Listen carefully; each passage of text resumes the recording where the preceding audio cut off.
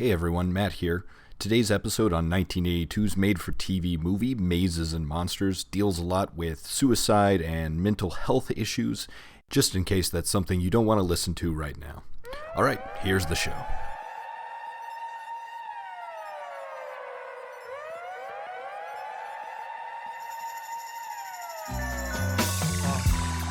You better roll them dice. You never know if it could change your life. Take a chance, you're neither wrong or right.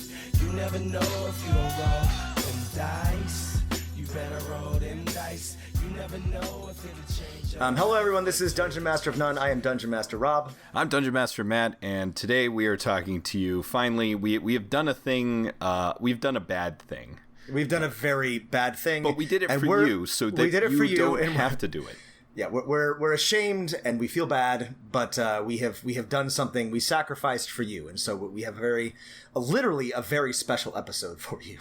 It's actually very much a very special episode about the dangers of Dungeons and Dragons. Matt, but mostly about and we'll get into this, the dangers of being an upper middle class white family with like parent issues. Right, yes. If you live in New England and you belong to a WASP family, I would recommend that you go somewhere else.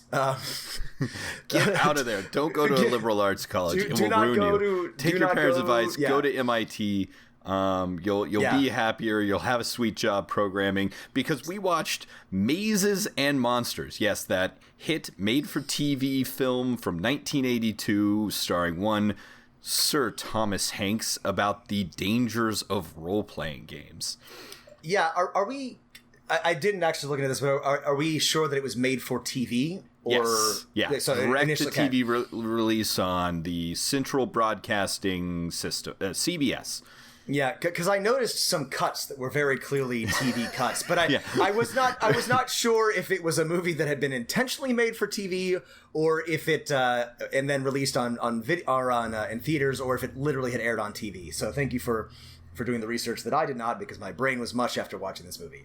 Right. This movie will destroy you. It would destroy any fan of D&D. It would destroy any sane person. But it's unintentionally hilarious and sad in very many ways. So a little background about Mazes and Monsters. If you play D&D, you may have heard of this. This is a made-for-TV movie, as we said, based off of a pretty, I think, well-selling book by one Rana Jaffe of the same name, that sort of hit at peak D&D popularity, first wave D&D popularity, and peak D&D scare. What was the year of release for the book? 1982. The book, I think, was just barely after. I think it was like immediately optioned for a screenplay. Yeah, oh, that's correct. 1981 was the book. Yeah, so it very quickly... Bam. Yeah, very, very quickly, the movie came out in 82. Wow, Tom Hanks was 26 in this movie. He looked like a damn baby. He looked like a 19-year-old. Jesus Christ. We get some really vintage Tom Hanks. This is like pre-Splash Tom Hanks. Oh yeah, this is very, very early Tom Hanks. Like, this was when, D&D was, everyone was afraid that if kids were playing D&D, they were going to kill themselves or go into, a weird steam tunnel and die, or get involved with Satanism. Yeah, I'm not sure if this is before or after some of the really high-profile, satanic things and vaguely related deaths that drove the hysteria. But it was right around that time. It was definitely after the news had come out about, this one sort of college student who had, mental health issues, and the sort of police latched on that he had in his notes a D&D campaign or D&D maps, and that sort of kicked things off and inspired the novel. Oh, right. You're absolutely right. No, sorry. This was very early on. I thought this was later. So, yeah. The disappearance of James Dallas Egbert III. I'm sorry to mock the dead, but come on, James. Who disappeared from Michigan State University, and many people speculated that it had to do with, Dungeons and Dragons. Stick around for a future episode, and we'll do a whole recap of the whole history of, bad, bothered about Dungeons and Dragons and all the hysteria that went on. We'll talk about why this is all wrong. That was a potential title for our podcast, by the way. Bad. Oh, that's right, it was. That would yeah. I like ours, but that was a good. Yeah. Anyway, so it's based on this whole chain of really basically gossip. There were these newspaper stories that were largely inaccurate that Rona Jaffe wrote a novel about, and then they made this movie which follows the general gist of all that. Do you want to recap sort of the dramatis personae and the general plot of this before we go further? Oh yeah, well we definitely have to do that because they're all introduced to us in an amazing sequence that is just screenwriting 101. I would point out that the screenwriter for this film is one Tom Lazarus, who you may know from Stigmata, a passable film from the 90s that I had completely forgotten I had seen. So yes, should we get into what happens in Mazes and Monsters so you don't actually have to watch this movie? Yeah. By the way, I want to really be very clear about this. Do not watch this movie. It's not really even very fun to watch from it's bad standpoint. It's just not good. Don't watch this movie. Don't subject yourself to this. Definitely don't subject your significant other to this. Sorry, Matt. Wife has some interesting things to say about this movie. It's not worth your time. Don't do it. We'll tell you everything that you need to know. But yeah, let's jump into I'm going to jump into the plot. I have one thing to say to you, Rob, which is I am the maze controller and I have absolute authority in this podcast. That's a line from the movie. All right. Oh, God. So, taking some great lessons, the opposite lessons from Die Hard, this film opens with sirens and ambulances and firemen and police officers pulling up on a scene of some kind. And then a hard-boiled detective gets out of a car, and they're looking for very Columbo type looking character. He's got a hat and everything. Detective Martini, in case you were wondering, some great names there. And he's asking about a missing kid, and we are told that 5 times in 10 seconds that his missingness is related to one Mazes and Monsters, a game for children. Mazes and Monsters. Now, Mazes and Monsters is a fantasy role-playing game in which the players create an imaginary character. These characters are then plunged into a fantasy world of invented terrors. The point of the game is to amass a fortune without being killed. It's kind of a psychodrama, you might say, where these people deal with problems in their lives by acting them out. But in this case, there might be a loss of distinction between reality and fantasy, and possibly the loss of life in the process. Roll credits 6 months earlier. That's right. Oh, very clever. Incredible framing device here. Yeah. Yeah. So there's more establishing shots than you could ever want, and we're introduced to our 4 main characters. Are you ready? Main character 1, JJ. JJ, we're introduced, is like an Upper West Side kid. He's walking around getting out of a taxi wearing a Prussian spiked helmet. Yes. JJ likes to wear hats. That's how you know that he's a loser nerd, because he wears hats. And actually, the truth is, he is a loser nerd, and his hats suck. He wears a lot of bad hats. I want to defend JJ, but I can't. Yeah, JJ might be the worst character. We're told later on in the film that he's only 16 and in college, which might explain some of this. At first I thought maybe he was just a Nazi, but yeah, he's wearing a spiked hat, and he meets with his overbearing mother, who has turned his bedroom into what can only be described as a scene from Space Odyssey, 2001: A Space Odyssey. It looks like that chamber where the main his character... mother is some sort of art collector and or art critic, some sort of upper class New York socialite. She's completely insufferable in a different way than JJ is. Whole family sucks. Write him off. Also, he has a minor bird that speaks, And it's just like some dude's voice dubbed over the bird. Like it's there's some great ADR work in this film, so shout out to the ADR department. JJ, I should also mention, his mother mentions he's a wunderkind, especially with that German hat, and he has an IQ of 109. Which what a brilliant child. Truly an exceptional, belongs at esteemed Grant College. Yes, he's attending Grant College, and we should point out that IQ tests are bullshit and a tool of oppression. Correct me if I'm wrong, Robert, but like 109 is like basically like the 55th percentile. It's extremely average. Yes, I can't tell if this was meant to be like a joke, or if I don't know, the standards were lower in the 80s. I really have no idea. Unless they said 190, which is not possible. Well, no, but also if we're making things up, then maybe it is. I also, who knows? Either way, it's dumb. So that's our member of our Mazes and Monsters Party 1, JJ. Number 2, the scene transitions to a completely different person, very abruptly, probably a commercial break, to Kate. Kate is our movie's Lady Smurf. She is the only female character besides a mother who has a speaking role. This movie does not pass the Bechdel test, in case anybody wanted to know. But the Bechdel test being a movie having a scene with 2 female characters where they talk about something other than mazes and monsters.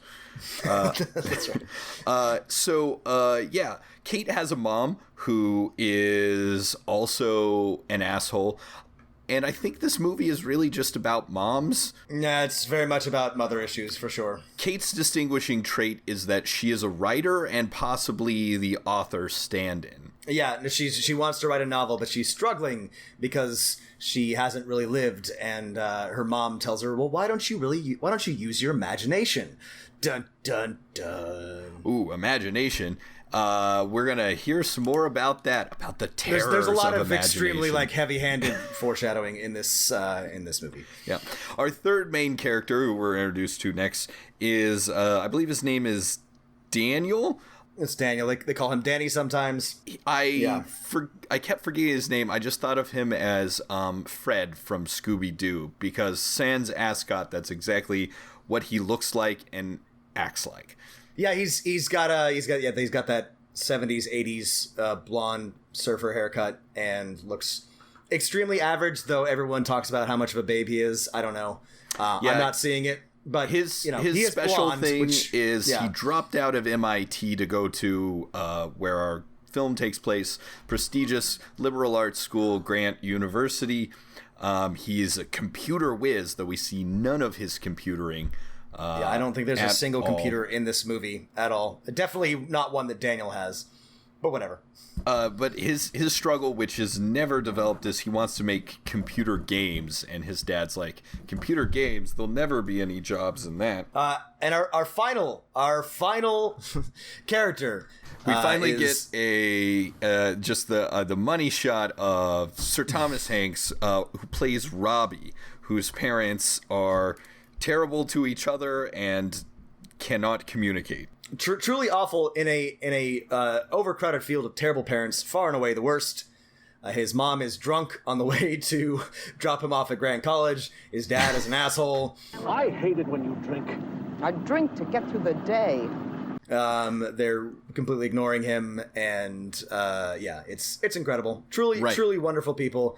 All of these people's parents suck, and I think that's what the movie is really about. And I can't say that all, no mental health issues or personal life issues are caused by parents, but this movie sort of implies that if your parents were perfect, you would never have any problems, which is sort of a weird 80s kind of thing to say. It definitely takes a stance on mental health, that it's environmental and caused by your shitty parents, which is half true, partially true, but there's definitely definitely the worse your parents are in this movie, the more likely to be fucked up you are, because guess who's the most fucked up of all? Robbie, because he has the most fucked up parents and the most fucked up relationship to mazes and monsters. Robbie. We should also mention, one critical piece of Robbie's backstory I think this comes out about the same time, but is that he had a brother whose name was Hall, which is a very stupid name for a person. Or Hall, is it right? It's Hall, right? It's Hall. Hall. Anyway, so his brother Hall ran away to New York and never came back when he was young.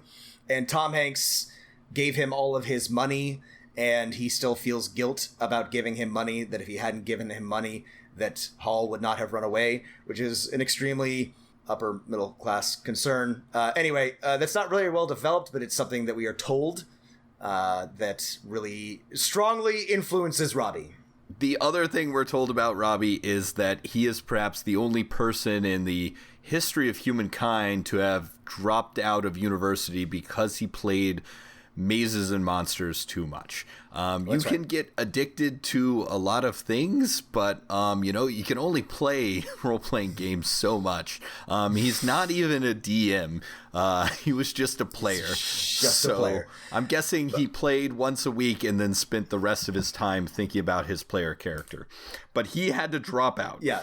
One common theme is that all of these people are told that they play too much. None of them are really told that Mazes and Monsters is by itself bad. They're all just told that they play too much. They spend too much time on it, or most of them are. Most of their parents are critical of the game, and this is the critical thing, is that, or the key thing about it is that it takes up too much time, which they, as wealthy, waspy children, should be spending furthering their careers and getting jobs doing annoying upper middle class stuff.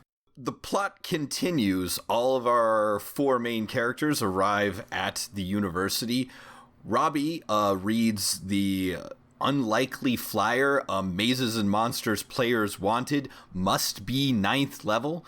And it turns out that he is in fact a 9th level Mazes and Monster player. He had another character of 9th level, and this qualifies you to play Mazes and Monsters at 9th level if you've had another character. Yeah, the actual game of Mazes and Monsters, as anybody who actually plays role-playing games will immediately suss out, appears to be very poorly understood. And there's a sort of like a general level of power that relates to how long you've been playing the game and transfers from game to game, and Here's an interesting quote for you, Rob. Yeah, go ahead. Here's an interesting quote for you about how Mazes and Monsters... It's just very weird, yeah. I played a game called Mazes and Monsters a little too much. You're kidding. What level? Ninth level. So am I. Oh. Isn't it wonderful to be finally creating your own scenarios? Yeah, and your own fantasies, too. I'm really gonna miss it. Oh, that's right. Yeah. So not only there's a weird parallel between how far you advance in the game and how much power you have outside of the game, which is a very it's just you can all only very write strange. your own adventures once you've reached 9th level, which that's an interesting take on a role-playing game.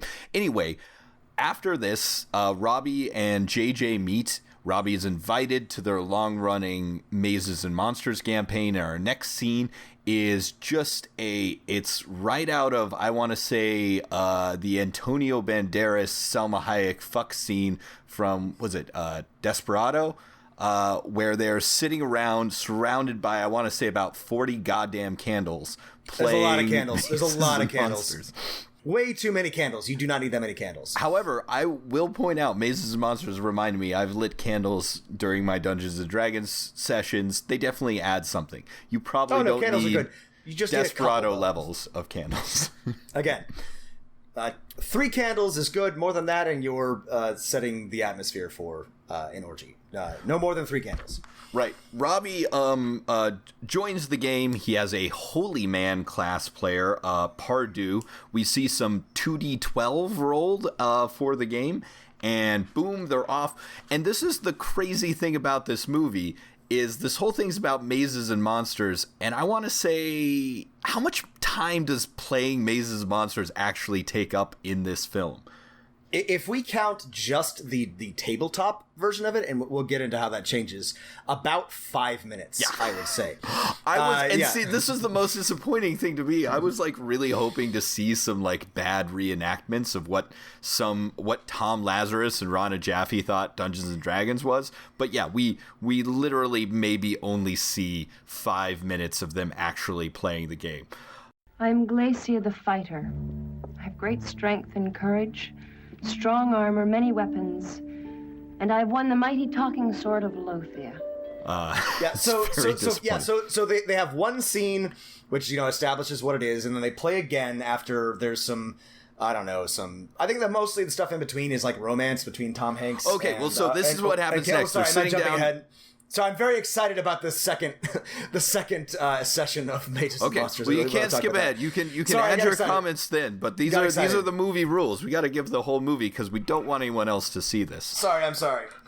So Robbie and Katie are sitting down. They're sitting across from each other, and this movie is not very sexy. However, there is some like Robbie and Katie eye fucking going on while they're playing D&D. It is with candlelit is the most sensual D&D playing I have ever seen. Absolutely. It's far and away so much sexier than any D&D game has ever been. I have played in mixed gender groups where some people are romantically involved and it is not sexy. And if it were sexy, there's no way it would ever be anywhere near this sexy. It is entirely unprecedented for any game to be this erotic, this romantically charged. So yeah, after the first game, and then we're counting this in our 5 minutes. There is a montage, 80s style, of them playing a lot of Mazes and Monsters. We find out, as Rob mentioned, that Robbie has an older brother, Paul, that ran away through a really terrible, long dream sequence. Oh, yeah, it's a truly interminable dream sequence where Tom Hanks is, like, running in place in the cheesiest of old movie styles and calling out for his brother. And there's, like, a weird spotlight on him. It's really very terrible. But then we find out about Hall, and he confesses to Kate that he's still having bad dreams about his brother. Right. So our main characters pair off. Robbie and Kate fall in love. Daniel and JJ bond. We find out that JJ is suicidal. This is not really ever explored again, but he just sort of drops he's suicidal, and then everyone kind of moves on. Yeah, he takes his minor bird to these caverns, which play an important role later. What are they called? Don't worry, Pequod. I'm not skipping ahead. This is the right place. Yes, the Pequod Caverns. Pequod Caverns. That's a Moby Dick reference that makes no sense. And I guess it's just supposed to indicate that we are in New England. But yeah, he takes his minor bird to these caverns, and he's like, I'm going to kill myself in these caverns. Wouldn't that be a great place to die? And then he's like, but wait, what if instead we played Mazes and Monsters here? The actor playing JJ is far and away the worst. Yes. Very, very bad. Yeah. Robbie, and this may be one of the like most accurate portrayals of like overclingy nerds in the entire movie that gets most everything else wrong. Robbie then asks Kate, after dating for probably like 10 days, to move in with him in his dorm room by purchasing a double bed. Yeah, it's pretty uncomfortable. She doesn't like fully reject him, but she says, "Hey, we got all the time in the world," and that it's too soon. And yeah, Robbie is spurned from taking the relationship further. And then we get our next and really only scene besides our introduction of them playing Mazes and Monsters. JJ, distracted by being sad and depressed and being a weird hat-wearing loser, is presented with a challenge where there is a treasure at the bottom of a pit, and then the maze controller, the dungeon master, played by Daniel, says, there's a treasure down there, but JJ, it could be a trap. Then JJ's character, Freelick, decides to just jump down and then is immediately killed. No saving throw, no nothing. It's a huge DM dick move. It could be a legendary treasure of the Generac, or it could be a trap. Freelick jumps into the pit to gather the treasure. How much does Freelick get? It's a trap. No. The pit is filled with sharp, gem-encrusted spikes. Freelick, the fanatic of Glossamere, is impaled and dies. Part you save him. Use your power to raise the dead. Well, I can't. I don't have enough points to raise the dead. Oh, hell. Aw, JJ, that was really stupid, jumping into the pit without using your sonar first. Really stupid. Why did you do that? Hey, cheer up, JJ. You can start again as a new character. Oh, it'll take him forever to gather power. Well, I didn't kill him. Did so. You weren't paying attention. Hey, let's not fight about it. Very, very dick move, though. I do want to point out that I think Daniel really did a good job of prefacing the danger. Again, this is something we talk about all the time by saying it could be a trap. But, it's a real master class in how to dungeon master. It's to always say, hey, there's a treasure chest here. It could be treasure or it could be a trap. What do you want to do? So, JJ, of course. So, here's the thing, Matt. I thought that he was just being a tremendous dumbass, but it occurs to me later that maybe he was doing this on purpose. What do you think? I think he was trying to die because he really wanted to be the maze controller, because as Kate points out, and I think this is a great idea, his character Freelick is, I'm guessing, a bard. It's not really clear, but Kate says, JJ, why didn't you use your sonar ability? That's right. And I think all bards should have a sonar ability. I agree. It's truly amazing. I imagine he's just sort of the generic. Remember how in early editions of D&D, like bards, rogues, and whatever were all grouped into like one general, thief category. That's probably just what he is. Yeah. They can't res him, so JJ. That's right. It's like Pardew doesn't have enough power points or something. Doesn't have enough. We know we've established a couple things about mazes and monsters. It's base 2d12. And they have power points, and bards thieves get a sonar ability. JJ comes back from his cave spelunking, using a weird torch that he made himself that looks like a potato masher or something like that, and presents to the group that he is ready to present them with an evolution of mazes and monsters, the future of role-playing games, and I got super excited. I was like, what's going on here? Yeah. So here's the really tremendous thing is that the vast majority of the game or of the movie is actually about a LARP. It's not about a TTRPG at all. And like they ditched the tabletop aspect very early on. And I'm sure someone else picked this up, but maybe, this movie invented LARPing. I don't know. It's 1982. We'd have to do some research, but I would not be surprised if this is at the forefront of LARPing. But yeah, so JJ presents this idea. Evolves the game. That's right. By turning it into a LARP. Game, which just means that they actually physically go to the Pequod Caverns and adventure there in person. Again, just making it into a LARP. And so JJ presents this idea, and they're all into it because I don't know why. It sounds awful to me, but they're all into it.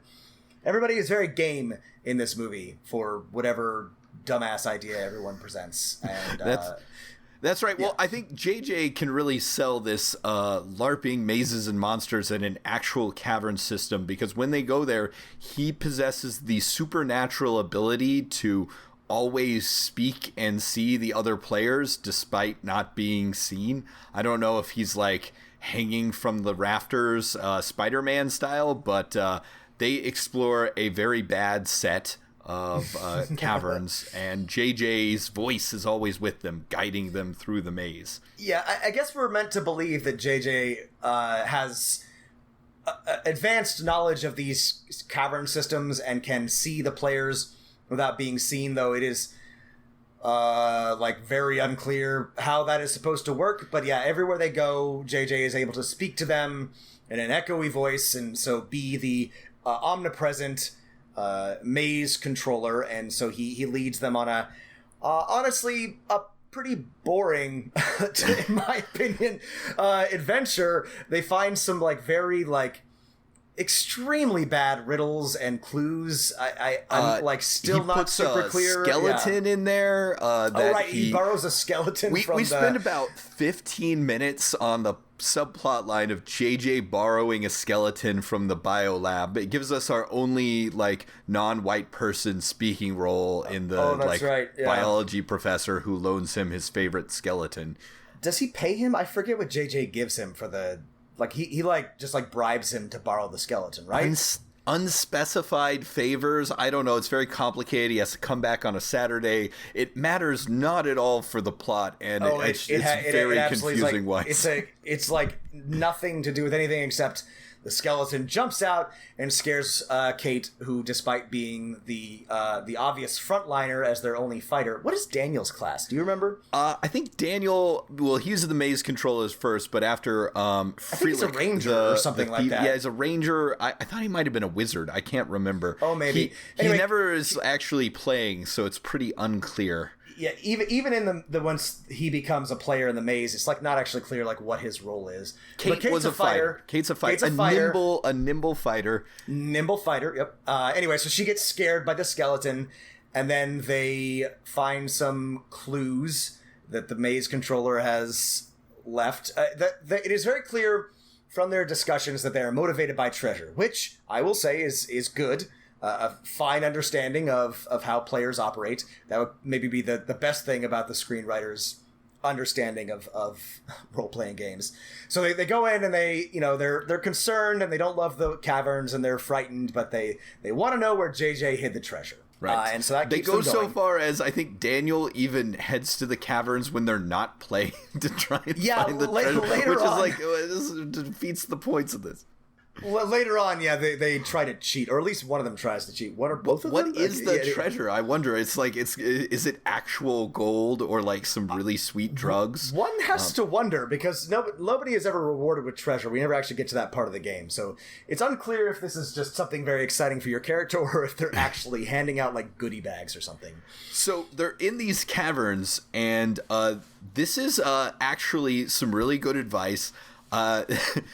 They split the party to search for the treasure while they're playing, to, I would say, disastrous results. Oh, tremendously bad. Catastrophically. This might be the worst splitting of the party, consequence-wise, in the history of role-playing games. Oh, far and away the worst thing that has ever come from splitting the party, which is already a very bad idea. They split the party. Robbie doesn't want them to. And that's right, Robbie doesn't want to. Gives us a voiceover line that is perhaps the, hey, it's the moral of the story. The most frightening monsters are the ones that exist in our minds. Because after they split the party, Robbie imagines a Goreville? There's a Goreville, whatever the fuck that is. Which is a monster... looks like somebody repurposed the creature from the Black Lagoon's, like, rubbery suit and then, like, I don't know, put some, like, a Minotaur's head on it or something like that. Just like imagine something from, like, the original Star Trek or something. It's a weird rubber monster. It's very bad. It's just some dude in a bad suit. And he freaks out, he draws his tiny knife, and screams for help.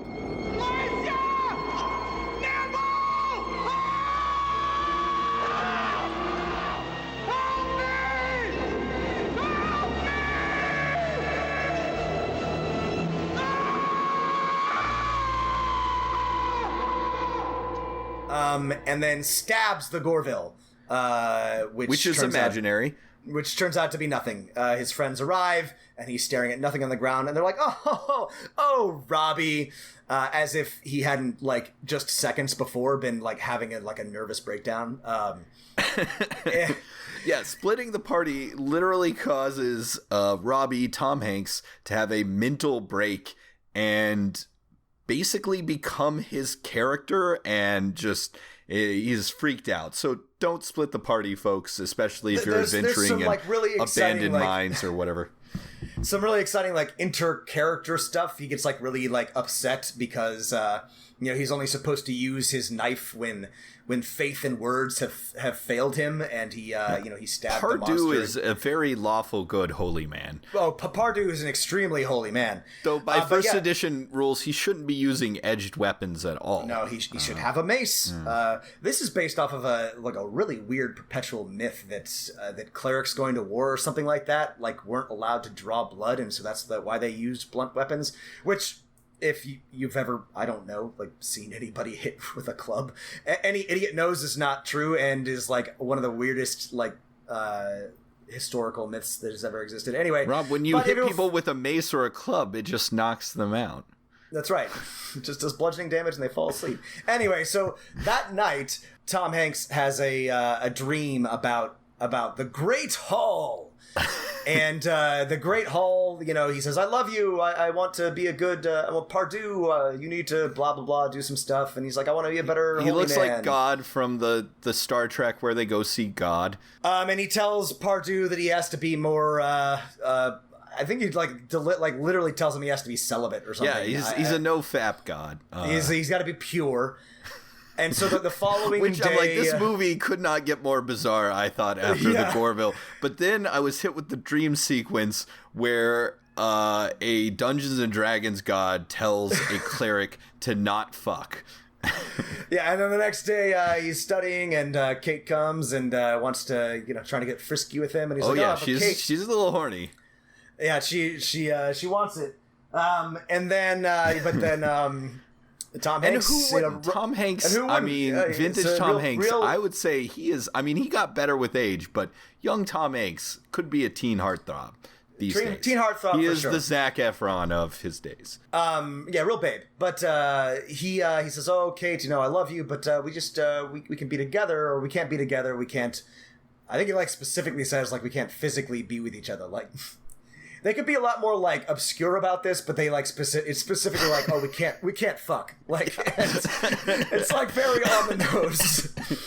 And imagine the conversation is we can be together, but I want to be clear, no more fucking. Also, touching, not great. Yeah, touching, not so good. Anyway, so Kate's obviously what did I do wrong? Why doesn't he love me? The movie starts to get pretty fuzzy for me after this. They split up. There's about 2 minutes of sad saxophone music playing. Oh, yeah, that's right. And then we're treated with Rebound Guy as Kate meets with Fred, or Danny at the Fat City Bar, which is a great name for a bar. I don't know why I put that in my notes, but they start to get a little intimate and friendly now that they've split up. Robbie, Tom Hanks, starts blessing people. They all kind of shrug off. They're like, everyone's what a great joke Robbie. Based on your character, Pardieu, the holy man. Nothing's wrong with you. Everyone seems to think this is just a little quirk and not an incredibly bizarre and concerning thing to start doing. But yeah, he starts blessing people. I think even wearing, he wears his robes to a Halloween party. Where he has another psychotic break, or now everyone should dress up like their D&D character for Halloween. We've all done it. But if you couple that with you starting to talk in fake old-timey speech with these and thous, and all of a sudden not fucking anymore, you should be worried for that person's mental health. Absolutely. And yeah, if you keep doing it after people stop enjoying it, then you're weird and an asshole. Which is exactly what Robbie does. And then again, everyone's oh, that's just Robbie. No one's incredibly alarmed. So yes, Daniel and Kate get together. Daniel, as we've mentioned, continues sneaking off to the mine. Kate, worried about Robbie, finds him there. He's trying to find the treasure. Daniel, in one of the greatest reference lines from the movie, says that he feels like he's Mr. Spock from Star Trek and wasn't sure that he has feelings. God damn it, that's right. Which I want to point out as a Star Trek fan, Vulcans have very deep feelings. They just choose not to express them, and they have complete control of them, but it doesn't mean that they don't have feelings. I think that this line is supposed to express that Daniel is a nerd and establish, I don't know, some character depth, but it just like really just like falls extremely flat. Yeah. I thought they were gonna go with Daniel because they all like have in the like 80s framing of this problems, and I expected them to like list one of the characters' problems as being gay. And I thought Daniel was gay for a while, but no. Oh yeah, that would have been an interesting twist, but nope. He likes the ladies. He's just awkward. just weird, just awkward. Despite we're told repeatedly being a babe. So yes, Robbie, after having more disturbing dreams and another psychotic break at a crazy Halloween party, like the teens like to have in Halloween. Has another vision and decides he must go on a quest. He calls his drunk mom, who doesn't know what's going on, and he leaves, leaving only behind, and this is the straight ripped from the headlines part, his maps of a maze that he was creating called The Great Hall, and he also writes on it 2 Towers. The 2 Towers. And so this is what brings us to our opening scene. Yes, where his an hour. I wrote this down. 1 hour and 7 minutes. Ooh, into is that the long? film. God damn. Yeah, we're opening starting scene over, where, folks. Where the I think his friends like tell the cops or something. It doesn't matter. They're super cagey, but we are introduced to my favorite character, Detective Martini. Who's a bad cop and loves to question people. And so they're led to believe that Tom Hanks or Robbie is in the Pequod Caverns, and so they have a big manhunt, and there's this big newscast where a reporter looks at the camera and dramatically says, "Game gone wrong" or something like that. I don't know, which is great and full of tension because we've seen this scene before. If you were wondering if they were trying to pad this out, if the 15 minutes of acquiring a skeleton wasn't enough from you, repeating the opening scene, which is a good 5 minutes long, was a tip-off. So the kids try to avoid letting anybody know that like they were playing Mazes and Monsters with Robbie because then they would be implicated, and if he's dead, then that's bad. The kids are like really willing to let Robbie die to cover their own asses, which is really a very true WASP college thing to do. It's incredibly on point. Here's a life lesson: if you're implicated in a crime or anything bad, your WASP friends will throw you under the bus. By the way, the great thing is that they never suffer any consequences for this. Like Martini strongly suspects that they're all involved, but never accuses them, and then nothing ever comes of this, as we'll discuss later. But he takes them all into an interrogation room and asks them a lot of revealing questions, calls Kate a slut, Martini is perhaps one of the worst cops ever. I kind of, despite him being bad, I kind of love him for it. He brings them in and he says, "We have no idea where the body is," referring to Robbie. It's just he's like, and they're like, "The body? He's dead?" And he's like, "Well, I don't actually know, but he's probably dead." And they're like, "Oh my God." So Detective Martini tells them Robbie could be dead just to fuck with them, which is great. Yeah. Robbie a doper. And then he goes by one and insults them and accuses them of being terrible people, which, in his defense, many of them are, or all of them are, because they're lying about knowing where Robbie is. And then, anyway, they more or less finish the manhunt. He also tells them our working theory is one of the players in a Mazes and Monsters game killed them.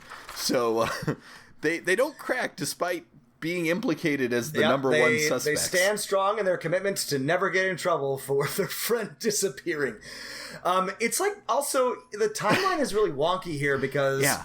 How long have they been at university? How long has Robbie been missing? We don't know any of these things. It's very unclear. So anyway, after a little while, they conclude that either Robbie's dead, and then I think Martini at some point says, "I don't think he's even in there."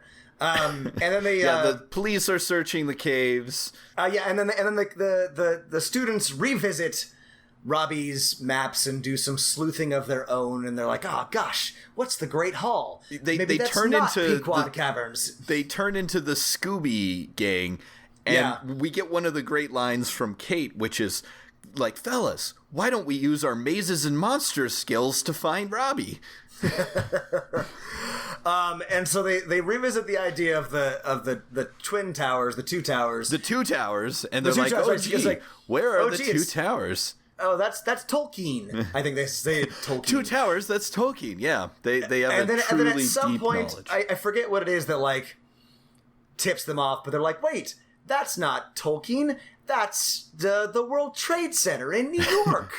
Oh my God, Robbie's gonna do a 9/11. He's in contact with that one bomber guy. That's right. It's 1994. Anyway, so then we immediately, or more or less immediately, cut to Robbie. Oh yeah, hard cut to Robbie walking down the mean streets of 1980s New York City.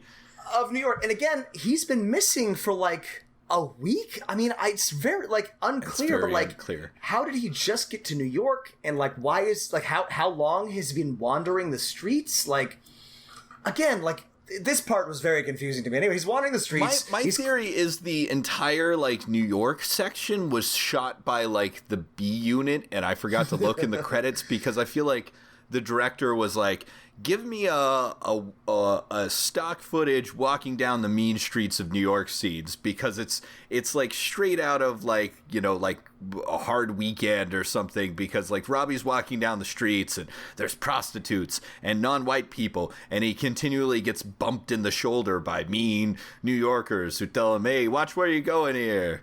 You know, it's great. It's one of the best scenes in the movie. Death Wish vision of New York City.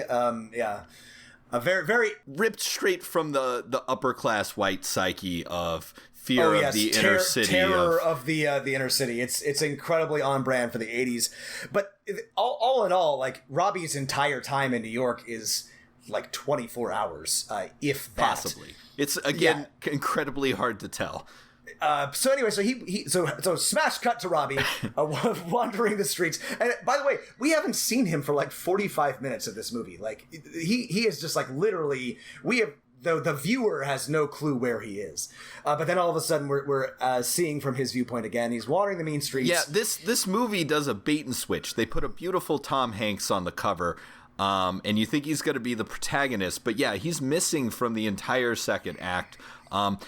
It's mostly about Kate, who is like the least reprehensible of all the people. She's the least bad, which far is away. Fine. But yeah, less Tom Hanks than I was expecting. So Tom Hanks wandering the mean streets, as you might expect, as again you can see this coming literally a mile away. But shortly after wandering around cluelessly yelling for his brother Hall, he is accosted by some punks wearing leather jackets. Let's just pause right here to talk about these muggers, because I don't know who's in charge. I love them so much. They're both they look like halfway between like 50s greasers, but maybe more like what rockabillys look like today, because they're wearing some like pretty sweet like black leather jackets, like 80s cool biker jackets. They don't have bikes though. I imagine they're my favorite characters, I have to say. They're far and away the coolest characters. They're punks. It's not super clear what they want from Tom Hanks. I guess just money, but like they like corner him in an alley and start threatening him. He runs away, and by the way, they chase him like at least 3 New York City blocks. He runs a long way, and they chase him a long way. Again, white people fear of inner city violence, totally like, you know, unmoored from reality, but they really want to get whatever the fuck it is that Tom Hanks has. I guess the whole like sweater and sneakers look is a clear indicator of kid who has money. I don't really know. I don't know. Tom Hanks looks like shit at this point. He looks like a drug addict. It's not like he's wearing like, you know, upper class clothes. He's just got like a sweater and jeans on. But they chase him down and corner him, and he draws his tiny cleric's knife and threatens them, which he holds awkwardly in 2 hands, like Tom Hanks's knife fighting style. Well, Rob, if you dual wield if you wield the knife in 2 hands, you get your strength bonus times 1.5. So you know. And again, in the most like predictable turn of events, the thug is suddenly a Goreville. See, I thought they were saying a Gore-Bill.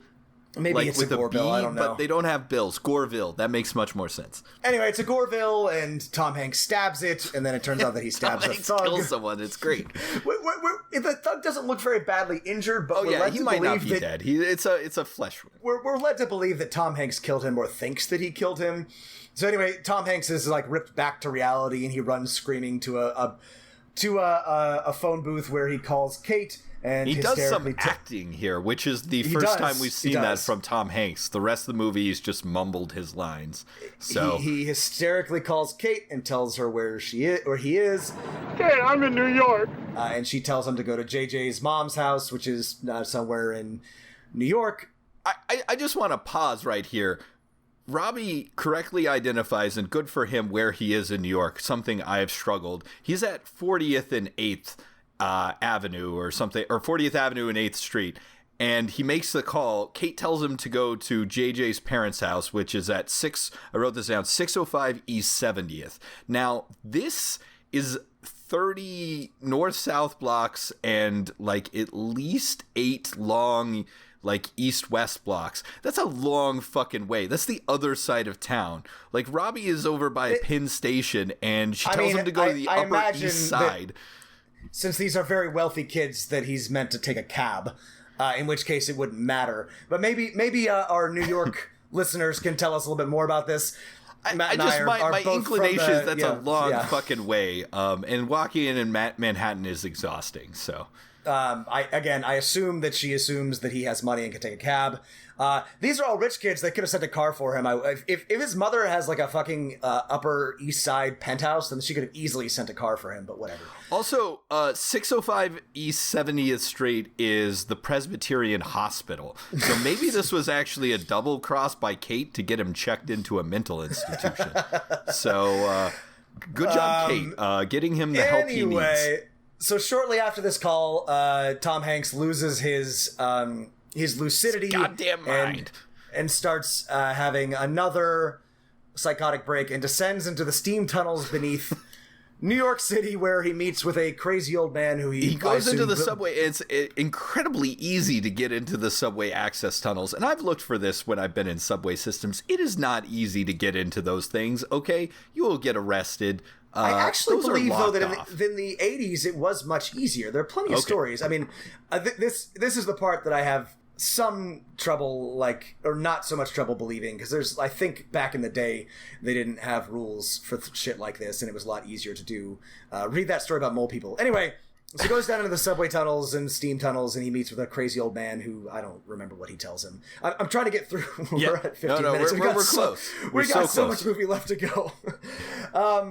And then he's looking for his brother, the Great Hall. And I actually the homeless man, he asked the homeless man about dragons, referring to the subway, and then the two towers. Because he hears the trains going by above, and he's like, "Who are those dragons?" Yes. Yeah, anyway, it gets real cheesy and hard to believe. Anyway, the homeless man kindly directs him to like a good New Yorker helping out a tourist to where the World Trade Center is downtown. So he goes to the World Trade Center. The Scooby gang of the other characters arrive, find that he never showed up at JJ Parent's house, and they painfully deduce where he might be, which is, the Twin Towers. Right. Yeah. It takes them substantially more time than it ought to deduce the very obvious thing. Also, so they Kate, a sophomore, 19-year-old, props on her. She's a badass. She's driving in Manhattan, which is something I cannot do. So that's true. I'm surprised that any of these rich-ass kids from the East Coast can drive, but they can. At least one of them can. So anyway, they go and they find Robbie, who is... They find him after the most boring and probably 10-minute long chase scene. Incredibly tedious. Low stakes, slow elevators. We get the same scene of them going up some escalators at the World Trade Center, RIP, like 4 different times before they finally confront Robbie on the roof of, I think it's World Trade Center South. World Trade Center 2, or whichever one that is. Not entirely familiar enough to know, but it's one of them, and they find him again after a very it's not good. It's very boring. Yeah. And he's not gonna do a 9/11 after all. It turns out he's about to jump off the top to kill himself. Hall. Sorry. Yes, to join Hall. I have spells. I'm going to fly. You don't have enough points. I am the maze controller. But using a clever bit of Mazes and Monsters ability, Daniel asserts his Dungeon Master authority and says, I am the maze controller and I have absolute authority in this game. You can't jump off. Kate tells him he doesn't have enough spell points to jump off. And through their knowledge of mazes and monsters, Robbie is saved. Pardue is talked down from the edge and rejoins his friends. In the exciting climax of Mazes and Monsters, he decides not to kill himself. We get treated to one last 3 months later. That's right. Then more time passes. Happy endings for all, as Rob mentioned. Kate's writing her novel. Daniel is studying computer programming. JJ isn't wearing hats anymore. He didn't kill himself. And Robbie didn't kill himself, except, maybe not. JJ didn't kill himself. JJ didn't kill himself, and he stopped wearing hats. I guess JJ's suicidal tendencies were solved by becoming maze controller, or by Robbie taking the... I don't know. It's weird that comes up, but was never mentioned again, because JJ seems entirely fine after that. But yeah, so they drive out to Tom Hanks's drunk mom's vast countryside estate. Yeah, they're loaded. They have a barn and a 3-story mansion. Yeah, it's real nice. There's a big old lake out back. And they're told, they're met by the mom, and she says that, I don't blame any of you for what happened, which is very generous of her. Well, I mean, they did save his life. But they also lied to the cops. Oh, yeah, that's everything. Right. They also threw him under the bus, so the cops couldn't find him. So, and Tom Hanks now fully believes he is Pardue, and that he is staying with a kindly innkeeper through the power of an ever-renewing coin that he pays them every night. Which I'm not sure what that's for. I assume he gives his mom and dad a quarter every single night to satisfy his insane psychotic fantasy that he's Pardue. And being loving parents, they indulge him, which I guess he can't imagine staying in the inn without the exchange of goods and services. So... he only recognizes the others as their character names, including the nimble fighter Kate, and then the movie switches to Kate's final closing narration, which says they played the game one last time, which I'm guessing implies they never visit Robbie again. But yeah, they play Mazes and Monsters with him one last time, which is pretty cool. Strong implication is that they never see Robbie again. Even though... I'm imagining that if he's living on the soft, fancy estate, they can just show up and play Mazes and Monsters with him. If he's already insane and thinks he's Pardue, but it doesn't they really never hurt do, which is so... They never do. Such a bitchy move. Anyway, Kate ends up the best. She uses all this as fodder for a novel, capitalizing off of Tom Hanks' mental health issues. Deep, mental, psychosis. Kate, stone cold. Love her. Stone cold Kate, but yeah. They all live happily ever after, except for Tom Hanks, who believes he's the holy man Pardue and can never go adventuring because he's not allowed to, and you need a maze controller for that or something. Again, not super clear why he can't go, but anyway. So, everyone, that's Mazes and Monsters. We absolutely loved, hated it. Don't watch it. It's pretty boring, but absolutely hilarious if you're a player of Dungeons and Dragons. So I have some final questions for you, Rob. Are you ready? I can't wait. I'm ready. All right. So my first is, if you and I, Rob, sat down over a pot of coffee and hashed out the rules as written of the Mazes and Monsters tabletop role-playing system, what would they look like? So I'm imagining actually that they would be something like Burning Wheels, something that's a lot more decision driven and a lot more powerful and impactful in terms of player decisions, and also that your character persists in across campaigns or something in a way that isn't currently the case in most home Dungeons and Dragons. So I guess something like Pathfinder Society or Adventure League.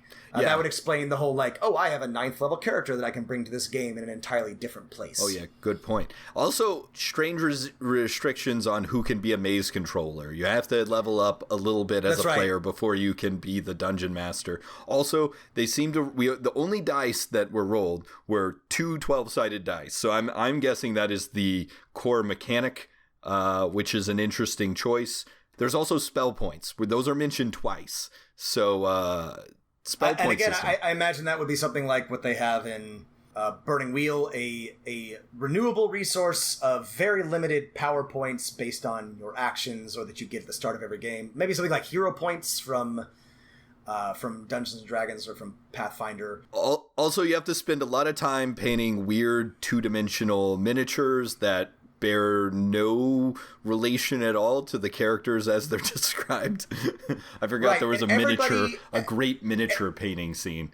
Everybody has to draw their own maps of the maze. That is very essential. This is really actually like a cartography simulator. That's what it's really about. The other thing about the system is no elves or dwarves or anything like that. Maybe they were afraid of getting sued. We don't know that. We don't know that they aren't elves or dwarves. I'm just using what is canon, Rob, to deduce from there. It never says that Pardu or Friedlich or what's the... Well, they never say it's not a sci-fi game either, Rob. All right. Okay. All right. Yeah. So definitely no. Yeah. Very generalized classes. Definitely nothing as precise as a barbarian or as a rogue or as a sorcerer. Definitely just I would say 3 overarching classes of martial, wizard, or martial, holy man. Holy man and arcane spellcaster of some sort. Oh, and rogue or a thief type. A thief type that gets a sonar ability. Right. We don't know much about the monsters in it. We know there are Gorvilles and wild, I believe they're called Generis, and the villain Ak-Oga, which is a great villain name that I might steal. Ak-Oga. And Ak-Oga is some sort of wizard, right? Or spellcaster? Yeah, he's an evil necromancer or something like that. Oh, he's a necromancer. It's never really specified. Yeah. So, Ak-Oga. We've got some European Friedlich and Pardu character names. All right, this brings me to my next question, Rob. What do you think Tom Lazarus, the screenwriter, and Rana Jaffe, who wrote the book this is based off, actually knew about Dungeons and Dragons before writing this? I would say literally nothing. And I'm willing to bet a lot of money on that. I would say that Rona Jaffe probably read the newspaper reports and then just freewheeled it. I would be surprised if the screenwriter, what's his name, Tom Lazarus? Tom Lazarus, screenwriter of Stigmata. I would be impressed to hear that he had read Rona Jaffe's book. I would say that he probably had somebody tell him what the subject matter was, and then using his general knowledge just winged it. That would be my guess. I'm guessing he read the first part, because the first part really follows the book a lot more closely, because it's more about these characters and their relationship with their parents. The rest of the movie ends up being mostly about Robbie disappearing, which is not the main focus of the book, confusingly enough. And this is maybe one of the last questions I have, Rob, is what do you think the message of this movie, who the fuck is this movie for, and what is it trying to tell them? That's a great question, because I expected this to be a chick tract, talking about the dangers of Dungeons and Dragons, but it's really not that critical of the game. The game doesn't really cause Robbie to go crazy, and all 3 of the players, though they stop playing, turn out to be pretty well adjusted. So it's not for I guess it's sort of for scared moms, which is what we assumed that this was for. It's a little lifetimey in that way. It's extremely lifetimey. I do love Lifetime, but it is a little lifetime. It's pretty clear that this was just meant to capitalize on a sensational story from the most recent years, and I don't know that the movie is really trying to say anything at all, believe it or not. I think it's just riding a wave of airtime. I mean, if it has any message, I feel like it's your shitty rich parents will ruin your children, and this entire generation of 80s kids grown up with no struggle are all doomed, wasting their time with fantasy games. It presents a very, I'm not sure if this is intentional or not, but a very grim view of upper middle class white New England society. And I don't know that this is intentional. I don't know that it's meant for us to look at these people and think that of how awful they are. But after 40 years or almost 40 years of insight, looking back from the 20 teens, these people just look just awful. Just the worst kind of rich people with no problems, terrible to each other, just can't find meaning in their stupid rich lives. I hate them all. They're awful. So Rob has gone with this movie has a subversive Marxist message to it. Again, also, everything I watch these days has that, so take it with a grain of salt, but yeah. Even if it wasn't intended to demonstrate how terrible these people are, it certainly gives that impression. I think the true, a truly great spin on this is, and I challenge our listeners, someone to do this, is to do a Call of Cthulhu role-playing game where the villains are the parents from this movie, and the reason they're so fucked up is they're all from the inbred New England families, and they're all secret, old gods cultists. And the player characters are their children trying to uncover their parents' misdeeds and stop the apocalypse. That would be a great take on the mazes and monsters. Any closing thoughts, final favorite quotes from the movie? My favorite quote was already said. The most dangerous monsters of all are the ones that live in our minds. I honestly, I don't know that you can do any better than that. I'm gonna have to go with Two Towers. That's Tolkien. I just want to say that I'm glad that Tom Hanks' career survived this nightmare of a movie, because nobody else did. No one else, everyone else condemned. So if there was one deserved, the thing is, we would never know about this movie if Tom Hanks wasn't in it. There are 1,000 movies as bad as this that came out for TV in the 80s, and the only reason anybody has ever heard of this movie is because Tom Hanks happened to be in it. So I guess that's good and bad. Good for Tom Hanks, America's sweetheart. Bad for Dungeons and Dragons and role-playing games, as this is the first serious attempt at depiction on the screen that wasn't an offhand line or that scene from E.T., which might have been after this. I think E.T. was later and still just a throwaway scene. And this is definitely one of the first.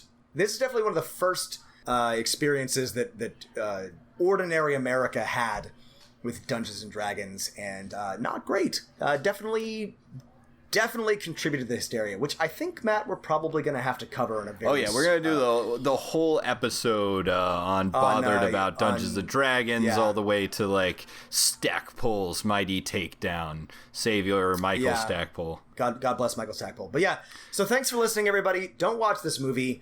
Rate and subscribe. Go read a Michael Stackpole novel about usually... very filled with cockpits and maneuvering machines or starfighters or something. Yes. If you must watch a Gary Sue characters. Dungeons and Dragons movie, watch the Dungeons and Dragons film starring Marlon Wayans. Much equally as terrible, but substantially more entertaining. You'll get way more laughs. Don't use this as your ironic watch. It's not enjoyable. But thanks for listening. Please, if you have questions or thoughts, if you're from New York and can tell us anything about where those streets are, please write us at dmofnone@gmail.com or add us on Twitter at dmofnone. Please, again, or if you went to a decaying liberal arts college filled with angsty white people that were obsessed with their own problems, also write us. Also, we'd love to hear from you. We will see you all next week, and keep rolling them dice. Whatever may happen,